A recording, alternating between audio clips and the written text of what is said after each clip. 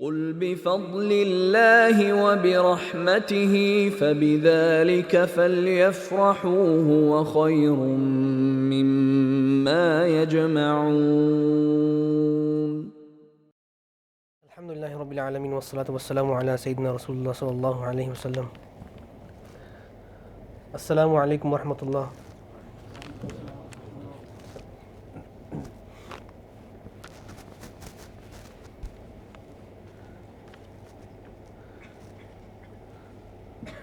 الحمد لله رب العالمين والصلاة والسلام على سيدنا رسول الله صلى الله عليه وسلم. I am a bag of nerves right now, and I'm not a very eloquent speaker, nor am I very educated, and I don't know the person who wrote that text that you've got. It'd be quite helpful if I had the name. I don't know. Kazi. You're in trouble. Not only do I look like a Bedouin, but compared to Dr. Asim Saab, I am a Bedouin.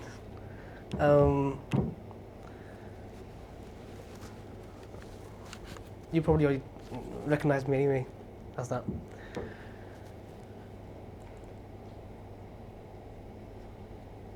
Basically,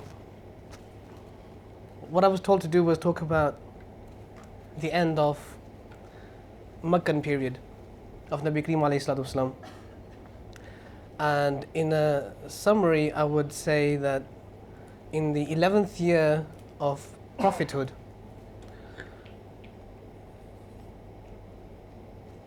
six people from the tribe of Khazraj came from Medina to Mecca to perform Umrah in Rajab, in the month of Rajab. The custom at that time in Jahiliyyah was that there were 2 months. The month of Dhul Hijjah was for Hajj, and the month of Rajab was for Umrah, designated for Umrah. So it was in Rajab that 6 men came from the tribe of Khazraj from Medina to do Umrah, to perform Umrah, where they met with Nabi Kareem alayhi salatu wasalam, took bay'ah on his hands and accepted Islam. They then went back to Medina and then carried this duty of tabligh and da'wah and converted further people into the folds of Islam. Then the next year, the following year, 12th of Dhul Hijjah, the 12th year of Bi'sa, of prophethood, in the Hajj season, this is in Dhul Hijjah, 12 people come from Medina to Mecca, 2 from the tribe of Aus, 10 from the tribe of Khazraj.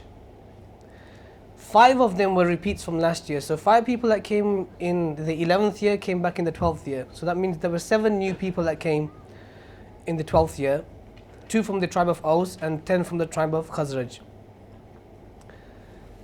They were then taught by Sayyidina Rasulullah sallallahu alaihi wasallam whilst they were in Mecca, and they were sent back with another noble companion, Sayyidina Mus'ab bin Umair radiyallahu anhum, who then went back with them to Medina Sharif, Medina, then known as Yathrib, and continued teaching Islam as it was at that time. And then the following year, when the Hajj season came back, Sayyidina Mus'ab bin Umair radiyallahu anhu, along with the people that had converted to Islam, came to Mecca. And the number that came, according to the books of Sirah, at that time were 33 men and 2 women. From amongst them, 11 were from the tribe of Aus and 63 from the tribe of Khazraj. And when they came, they took bay'ah upon the hands of Sayyidina Rasulullah sallallahu alaihi wasallam, accepted Islam. Those that previously didn't accept Islam or reaffirmed their shahada, and then invited Sayyidina Rasulullah sallallahu alaihi wasallam to travel to Medina, as they had heard previously that Sayyidina Rasulullah sallallahu alaihi wasallam and the other companions were persecuted in Mecca, and that led to the Hijra of Sayyidina Rasulullah sallallahu alaihi wasallam to Medina. So that's what I was told to talk about. وَمَا عَلَيْنَا إِلَّا الْبَلَاغُ الْمُبِينُ. So there's a few points that I want to add into that now. So that's a summary of what happened in those years. Now, we commonly think that 6 people came the first time around in the 11th year of prophethood. This is not the 11th year of Hijra. This is the 11th year of prophethood, when Sayyidina Rasulullah sallallahu alaihi wasallam proclaimed, did the i'lan of his nubuwah. The 11th year, we know that 6 people came from the tribe of Khazraj. But before that, were there any people that came from Medina to Makkah and accept Islam? Or was that the beginning of the people from Medina coming and accepting Islam? In Dalailun Nubuwah, and Imam Hakim rahimahullah also narrates this narration, that there was a person by the name of Rafi'. He came with his Khalazad Bhai. I don't know what that is in English, but it's your Khala, your mother's sister's son. And his name was Mu'adh. So that's, in Urdu they say Khalazad, right? Your Khala's son. Just like you have Mamuzad, your Mamu's son. So Rafi' came with his mother's sister's son, his first cousin. Right? Good. So he came with his cousin. He came to Makkah. As they approached Makkah, Imam Hakim writes that as they approached Makkah, they descended down from the valley. They saw a person sitting under a tree. And they came with their camels, and they thought, we'll give our camels to this person sitting under a tree, and we'll go and perform our tawaf around the Kaaba. They came, and as they approached the person sitting under a tree, they said to him, what's your name? And the person sitting under the tree said, why don't you come off your camels and then we'll talk?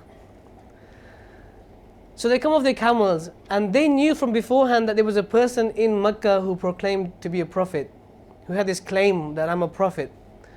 So when they came down from the camels, the first question on their lips was that, we've heard of a person who's claiming to be a prophet. We'd like to meet him and like to know who he is. The person sitting under the tree said, that is me, my name is Muhammad, and I have made this claim. So then Sayyidina Rasulullah sallallahu alaihi wasallam asked them some questions. Right? And these questions are quite useful today as well to ask somebody, you know? And they're very logical questions, and the reasoning behind, and the sequencing of the questions, the way Nabi Kareem alayhi salatu wasalam asked those questions is quite important, and we'll think about that in a minute. What Sayyidina Rasulullah sallallahu alayhi wasallam first asked them was, before I talk about the questions, you have to understand the belief of the people at that time was that the creator is Allah. They had this belief that the creator who made the heavens and the earth and as humans is Allah subhanahu wa ta'ala. But we worship the idols because they are our wasila to Allah the Almighty, the real Allah. But these are also gods. So they worship the gods as well as Allah subhanahu wa ta'ala. So Nabi Kareem alayhi salatu wasalam asked those two, okay, who do you think created the skies and the earth? The answer was Allah. Then Nabi Kareem alayhi salatu wasalam followed the question by saying, who made you?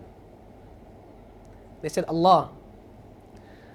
Then the third question Nabi Kareem alayhi salatu wasalam asked was, who made the idols that you worship? They said, we did. So automatically, without stuffing information down and doing da'wah the way we kind of do da'wah nowadays, and stuff information down somebody's throat, is Nabi Kareem alayhi salatu wasalam made them think, asking questions which would, make them think. And they've already acknowledged that there's a creator and there's creation. They've already acknowledged the difference between that there's a creator who created the heavens and the earth, there's a creator who created us, the humans, and then there's the idols that we worship that are the creation. So they've already understood the difference between creator and creation. They've already acknowledged that, but they've said that that's the answer that they said with their own lips. Then the question after that Sayyidina Rasulullah sallallahu alaihi wasallam asked was, who do you think is more worthy of worship? Who do you think should be worshipped? The creator or the creation? who do you think should be worshipped? The creator or the creation? And they said the creator. So then Sayyidina Rasulullah sallallahu alaihi wasallam, combining their answers. The first answer they said that look, Allah is the creator of everything and the idols are what we've created.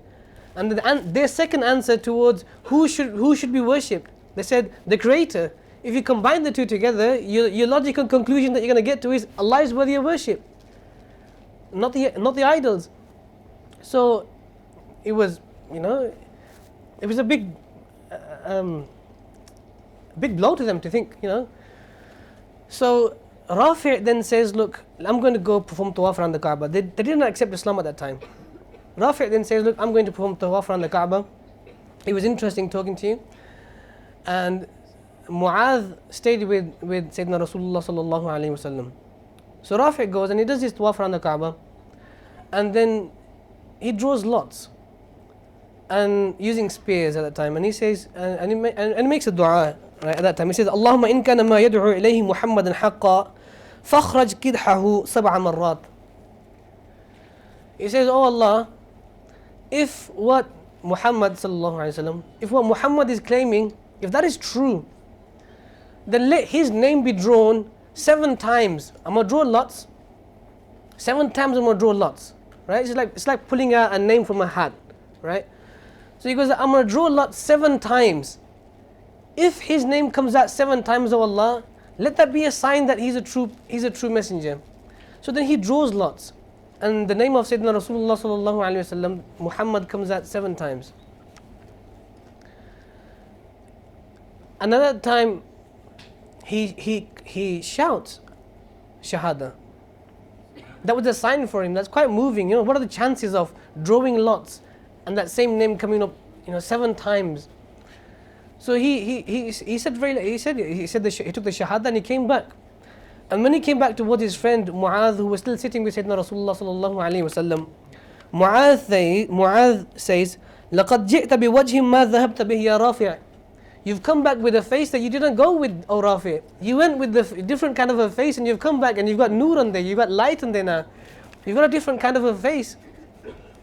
So then they both sat with Sayyidina Rasulullah sallallahu alayhi wasallam, and then Rafi' talked about what happened. And Mu'adh also accepted Islam. So here we have a narration that before those 6 people came from Khazraj to accept Islam, there were people that were coming from Medina to Makkah and accepting Islam, although they were small in number. So those that accepted Islam in Medina became known as Ansar, mainly from 2 tribes, Aus and Khazraj. And just to talk a little bit more about them, Aus and Khazraj were 2 brothers. They originally came from Yemen. They were from the lineage of Qahtan. Qahtan was according to the books of Sirah and the books of history, that Qahtan was the great grandfather of everybody that lived in Yemen. And he was known as the first. He is known, the ulama state, he is known as the first person to speak Arabic. Arabic as the language that we have, the Fusha, the classical Arabic, came from him. He was the first person to talk that, and hence he's known as, or his tribe was known as Al-Arab al-Muta'arriba, the actual Arabs, right? So Arabic language came from him. So Qahtan was the Aus and Khazraj, the 2 tribes that lived in Medina, their lineage traces back to Qahtan from Yemen. And that's where they originated from Yemen. And Aus and Khazraj, their great grandfather, his name was Amir. That's what I've got here somewhere. Amr ibn Amir. So Amr ibn Amir, at his time when they were living in Yemen, Yemen at that time, it would rain once a year, and the fresh water that would come down into the valleys, it would come down and then eventually meet the sea and and go into the sea. So the water that came fresh, it was drinkable, but then when he met the sea, it became salty. So once a year they had rain that they could use. So the king at that time built a dam, and historians write that there's a dam and a reservoir with it. So the dam had three doors, right, above each other. So when the dam was full, when it rained and it became full, they would open the top door and the water would flow out and fill the reservoir. As the level came down, they would open the door below it and fill the reservoir, and then the door below it. And there were 12 streams that led out from the reservoir. That's where they lived, and they initially did follow the deen of Sayyidina Ibrahim alayhi salam, and Allah the Almighty sent a lot of prophets to them, but eventually they became arrogant. And what they used to say is, ما نعرف لله علينا نعمة قولوا لربكم فليحبث هذه النعمة عنا إن استطاع. They would say that we don't know any blessing that Allah the Almighty has given us, and if He has, tell your Lord to take those blessings away from us if He can. This is what they claimed at that time. And we don't acknowledge any blessing that, this is what they're saying to the prophets that would come to them at that time. So they would say, we don't acknowledge any of the blessings that Allah subhanahu wa ta'ala has given us. If He has, tell Him to take them away, if He can. So then Allah subhanahu wa ta'ala sent down rain, heavy rain, and it damaged the walls of the dam. When that happened, the great grandfather of Aus and Khazraj, the two tribes, he was a very intelligent person. He realized that this is a dangerous place to be in now. And he was a wealthy person, he had a lot of houses and a lot of wealth. And if he was to tell everybody that dam's going to collapse and we need to leave, he wouldn't get his money, he can't sell his house and get the money. So he thought of a plan. He used to have an orphan that he would raise, and he said to his orphan, the child that he would raise, that he said, look, one day that when the guests arrive, when the people from my tribe arrive for a meeting, I want you to talk to me and I'll shout at you. I want you to shout back at me, then I'll slap you and I want you to slap me back. And he explained to the orphan, look, this is for your best interest and this isn't for my best interest. I want you to do this. So that's exactly what happened. They had an argument, they swore at each other. He slapped the orphan slapped him. And he shouted, والله لا أقوم بهذه البلدة صنع بهذا فيه أبدا. He shouted and he said to the people at him, look, I'm not going to stay in a city. I'm not going to stay in a place that does this to me. I'm going to sell everything and I'm going to take everything and I'm going to go. So he's told everybody, I'm going to leave, and the reason being this event, not the dam. So he says, look, I'm selling everything. I'll sell my house, sell my property, and I'm going. Who wants to buy it? And he found people that would purchase it, and he sold his property. And once he sold his houses and everything, then he told everybody, look, the dam's about to collapse. I've got my money. Let's go. Quite intelligent. Nonetheless, they left and they traveled. And along the way, the tribe and the other tribes that were along amongst him, they settled in different places. And from amongst them, there was a person of interest. There's a person by the name of Luhay. And he settled in Mecca, and he married a woman from the tribe of Banu Jurham. And his son was Amr ibn Luhay. And Amr ibn Luhay was the person that the historians write, he was the person that actually brought the idols into Mecca. Right? And the story goes, you might have heard this before, the story is that he fell ill one day, he traveled, I believe it was to Sham, and he was told to have a bath in some water that was said to have shifa in there. And he did, and he was cured. And he was told, he saw people worshipping idols at that place. And he said, look, this is really interesting, you're worshipping idols, and could I take one back? As a souvenir. So he brought an idol back to Mecca and placed it inside the Kaaba. And that's how everybody else thought it's a good idea as well. And that's how idol worship started. And it was started by this person of Amr ibn Luhay. So his father was amongst those travelers that came with Aus and Khazraj, right? And they settled in Mecca. Now, Aus and Khazraj, they initially went to Mecca as well, like everybody else. Stayed in Mecca for about a year. They had a war with the tribes over there. After a year, some of them fell ill, so they traveled again. And Aus and Khazraj, these two brothers, right? They settled in Medina, then known as Yathrib. And Aus had one child, one son, by the name of Malik, and Khazraj had 5 sons. When they settled in Medina and when Aus was on his deathbed, people came to him and said to him, look, we told you so many times to get married again and have some more children, but you stuck to your wife. And we salute your sincerity to your wife, but you've only got one son, right? So he said some poetic lines at that time, right, praising his son. And then he also gave nasiha in his poetry. And I want to read 4 lines from that poetry. He first said, he praised his son Malik, that my one son is enough. And then he said, فَإِنَّ لَنَا رَبًّا على فوق عرشه عليما بما يأتي من الخير والشر. He says that at that time, this is before the message of Nabi Kareem alayhi salatu got to them, right? This is actually Aus, the name, the person from whose children became known as the tribe of Aus. He says, we have a Rabb, we have a cherisher, we have a Lord.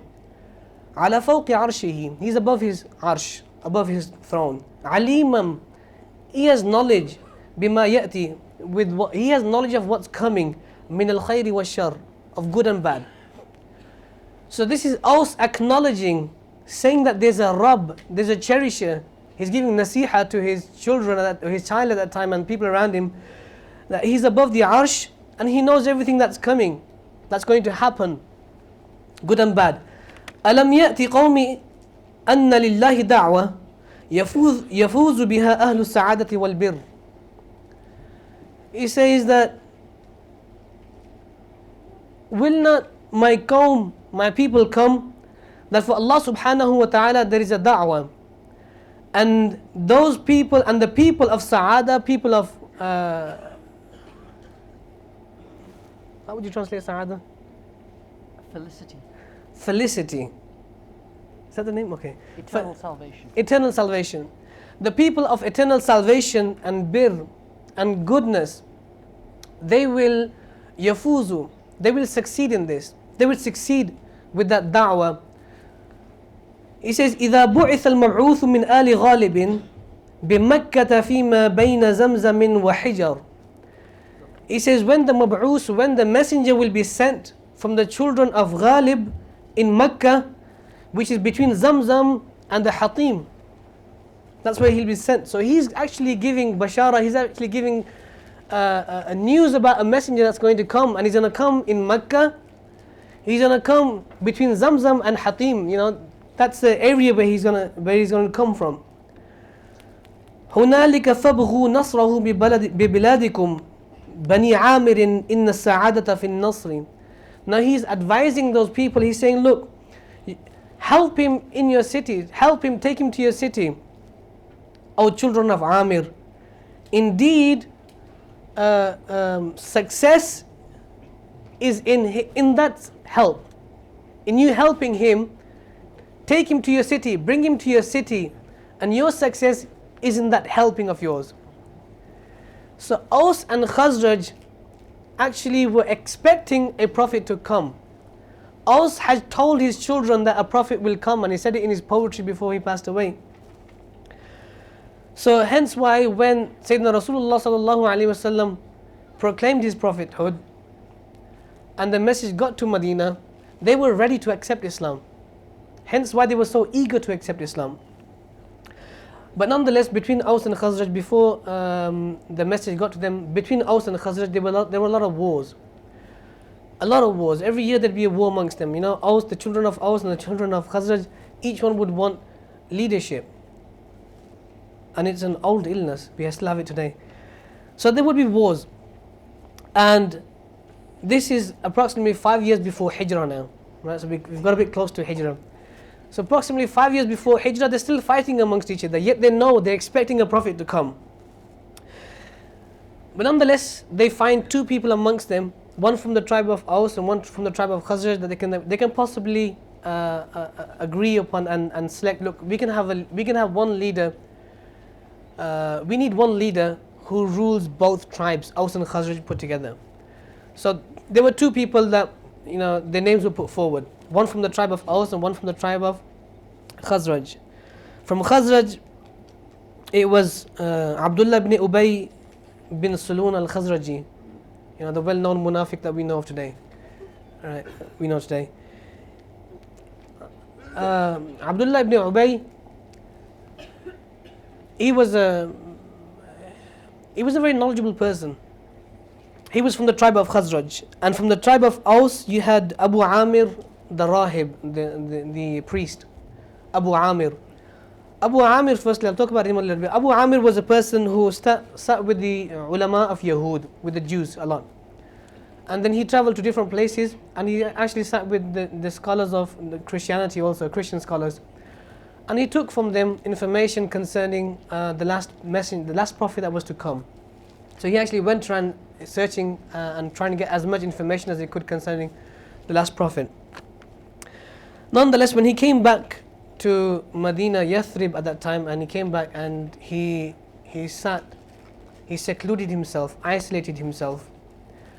He would wear clothes made out of wool, and he said, I have accepted the deen of Sayyidina Ibrahim alayhi salam. This is before the message of Nabi Kareem alayhi salam got to him. So he said, look, I've accepted the deen of Sayyidina Ibrahim alayhi salam, and I'm waiting for the messenger to come. So he secluded himself in a room, and no woman was allowed to come in there. And eventually he built a gathering, and just like today we have a lot of people looking for Sufis. So he was a Sufi of his time, right, at that time. So he had a following. People went to him, as like we have Muridin today. But when the message from Makkah got to Medina that that the Messenger of Allah sallallahu alaihi wasallam has proclaimed his prophethood, and people traveled from the tribes of Aus and Khazraj to Makkah to accept Islam, he did not travel. He stayed in Medina. Eventually, when the Prophet sallallahu alaihi wasallam migrated to Medina, he still did not accept Islam because he had a following. He sat with the Messenger of Allah sallallahu alaihi wasallam, and he asked him, what religion are you following? Sayyidina Rasulullah sallallahu alaihi wasallam said, I am following the deen of Ibrahim alayhi salam. And Abu Amir then responds and says, look, I also follow the deen of Ibrahim alayhi salam. Then I don't need to follow you. Then I don't need to accept you, because I'm also following what you're following. So why should I accept you? So he did not accept Sayyidina Rasulullah sallallahu alaihi wasallam, and then his last words were, he said, Al-Kadhibu amatahu Allahu taridan ghariban wahida. That the liar from amongst us too, may Allah Ta'ala give him a death when he's alone and secluded from society. Give him such a death. Sayyidina Rasulullah sallallahu alaihi wasallam said, Ameen. And then that's what happened to him. He moved from Medina to Makkah, because in Medina there was a lot of Muslims now. Aus and Khazraj accepting Islam, and Nabi Kareem alayhi salam migrating to Medina. So he traveled to Makkah. There's a lot of mushriks still in Makkah, so he went to Makkah. Then Makkah was conquered. So he left Makkah, he went to Taif. Then the people of Taif accepted Islam. He left Taif and he went to Sham. And he died in Sham as a lonely person, rejected from society. That was the person from Aus. And Khazraj also selected Abdullah ibn Ubay as a leader from amongst them to unite the two tribes. But when the message of Sayyidina Rasulullah sallallahu alaihi wasallam got to Medina, that he's a prophet, people came from Medina to Makkah and accepted Islam. So he also lost his popularity. So he loses his popularity, and he thinks to himself that if I don't convert, I will lose my followers. So he converted, but not from inside. So he was a munafiq, he was a hypocrite who openly confessed Islam, but inwardly he wasn't a Muslim. And then later he died as a non-Muslim as well. To cut the story short, Aus and Khazraj are two tribes. When in the second year of Hijra, sorry, not second year, the 12th year of prophethood, this is before Hijra, when Aus and Khazraj came to Makkah, people from Aus and Khazraj and took bay'ah on the hands of Sayyidina Rasulullah sallallahu alaihi wasallam. Sayyidina Rasulullah sallallahu alaihi wasallam sent with them a companion by the name of Mus'ab bin Umair, right? Like I mentioned earlier. Now, when he went to Medina, he taught them Islam. He established the Friday prayer. Nabi Kareem alayhi salatu wasalam wrote to him, ordering him to establish the Friday prayer. So he established Jum'ah in Medina, and he did the da'wah work in Medina. And there's a lot to talk about him, which all I can say is that he had a beautiful manner in doing da'wah and tabligh. He was not an angry person like we are, right? So there's a lot to do with people's character, how you talk to people. When you use a stick, no one listens, right? But when you use mercy and you use soft, gentle, kind words, people accept. And he was another person who used a lot of logic when he would talk to people, and hence, a lot of people converted from him, converted into Islam. And finally, I would like to mention how the greatness of they became the Ansar, right? Aus and Khazraj, and from amongst them there was a woman, a woman who also came to from Medina to Mecca and accepted Islam on the hands of Sayyidina Rasulullah sallallahu alaihi wasallam amongst the two tribes. Her name was Ammara Nusayba, and she was such a great woman who accepted Islam on the hands of Sayyidina Rasulullah sallallahu alaihi wasallam, that when her husband would go to war for jihad, when jihad became compulsory, she would send her two sons along with the father to go and fight. And one of her sons, his name was Habib. And in one of the wars, in the battles later on, in the battle against Musaylima, the false prophet, Kadhab, Habib, the son of this noble woman, was actually caught by Musaylima. And he Musaylima said to him that, do you believe Muhammad is a prophet? Habib said, yes. Then Musaylima said, do you believe I'm a prophet? He said, no. He would chop a limb off him from the body. Then he would repeat the two questions. Do you believe Muhammad is a messenger? Sallallahu alaihi wasallam. He would say, yes. Then he would say, do you believe that I'm a prophet? Because Musaylima believed that the Nabi Kareem alayhi salatu wasalam is a messenger, but I'm a messenger also. So he would repeat the second question, do you believe I'm a Muslim? He said, no. He would cut off another limb. And this continued until Habib passed away. This is the greatness of Aus and Khazraj, those Ansar that became the Ansar. May Allah the Almighty give us strength and ability to act upon the Sunnah of Sayyidina Rasulullah sallallahu alaihi wasallam. I know I've bored you a lot, right? And I do ask for forgiveness for that. And I've made a lot of mistakes, and the structure of my speech I was supposed to explain at the start, which I haven't, was this, that every 5 or 10 minutes I'll be stopped and I'll be corrected by Maulana.